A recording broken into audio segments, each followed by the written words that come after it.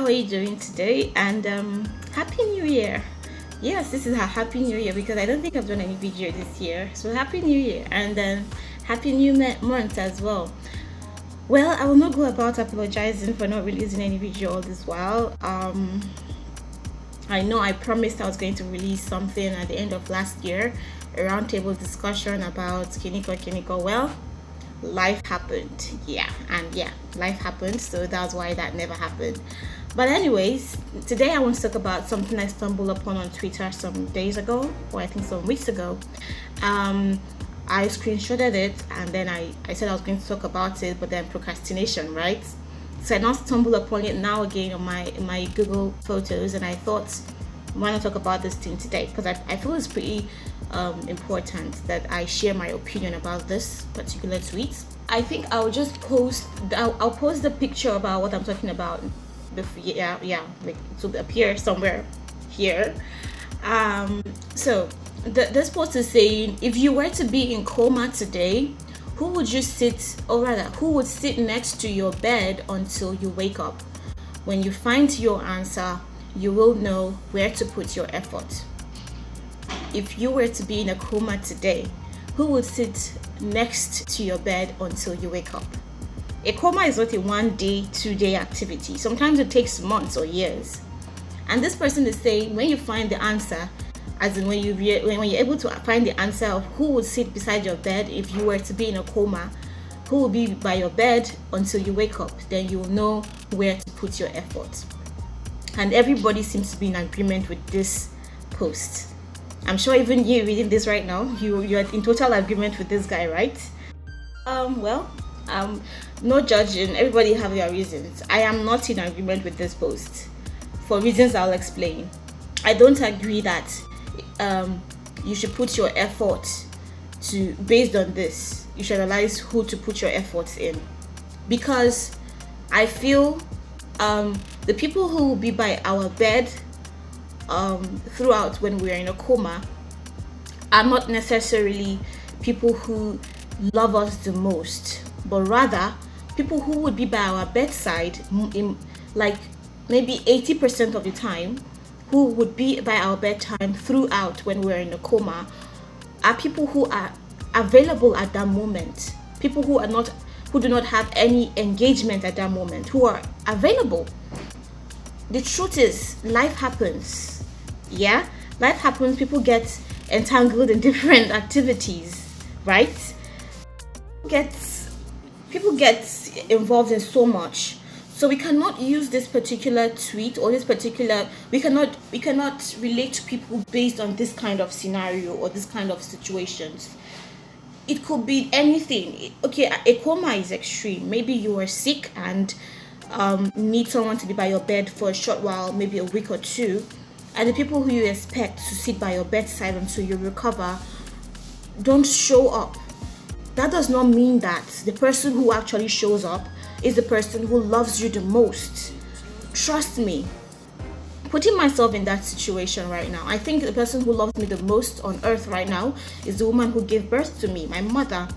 Would she be available to sit by my bedside if I were to be in a coma right now?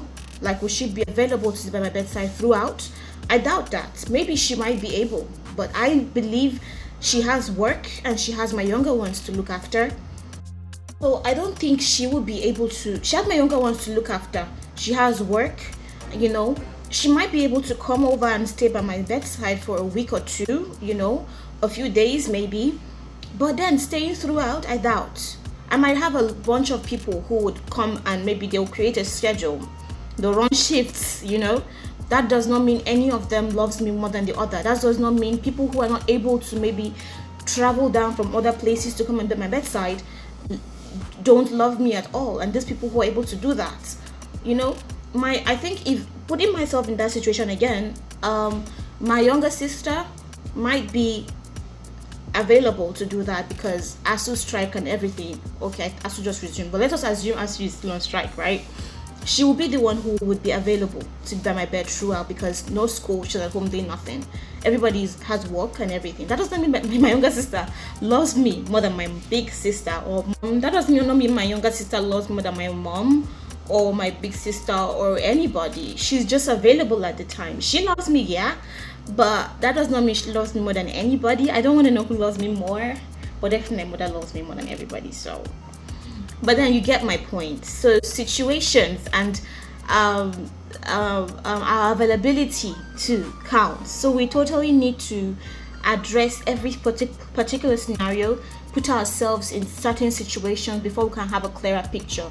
This post, no, it's a no for me. I cannot relate, and I do not agree with this. This is beyond just this post. Actually, there are so many people who will just sit down and start beefing people because people are not chatting up on them, people are not calling them anymore. This person is seeing my tweet, she's seeing my post, she's not WhatsApping me, she's not doing whatever. Whereas all you are seeing is that person online.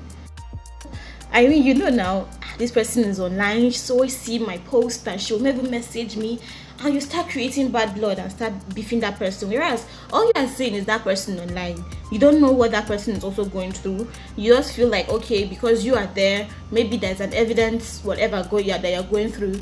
But you don't also know if that person is going through something. So sometimes before we jump into conclusions, yeah, we need to analyze and try and put ourselves in other people's situations. I know I'm not perfect, but you know what I've done to help this particular kind of thoughts from coming to my mind?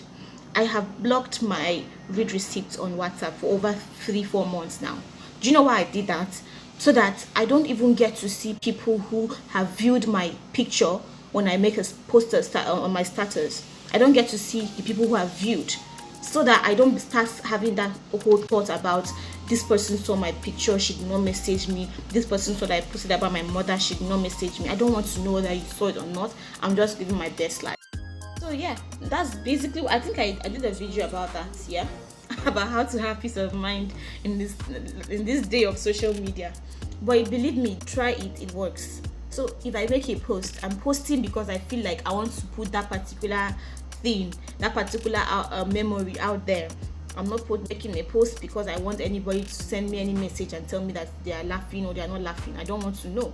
If you want to laugh, laugh. If you don't want to laugh, I don't want to know what you want to do.